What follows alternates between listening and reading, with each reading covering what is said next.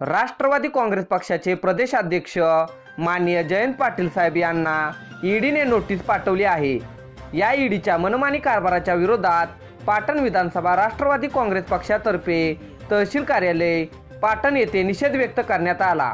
यावेळी पाटण विधानसभा मतदारसंघाचे राष्ट्रवादीचे नेते व सातारा जिल्हा मध्यवर्ती सहकारी बँकेचे संचालक मान्य श्री सत्यजित सिंह पाटणकर दादा यांच्या हस्ते माननीय तहसीलदार यांना निवेदन देण्यात आले।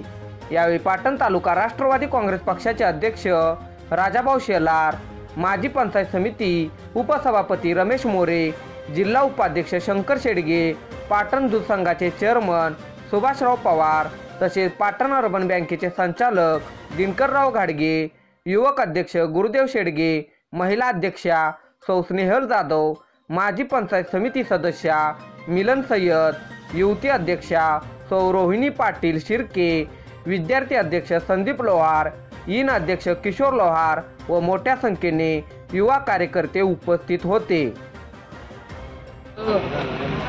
सध्याच्या परिस्थितीत ईडी आणि केंद्र शासनाच्या ज्या यंत्रणा आहेत त्याचा चुकीचा वापर करून लोकशाहीला कुठेही न जुमानता नेते मंडळींच्या वरती जे खोटे आरोप केले जातात या संदर्भात आम्ही आज शासनाला निवेदन दिलेलं आहे। निश्चितपणे शासनाने याची दखल घ्यावी एवढीच आम्ही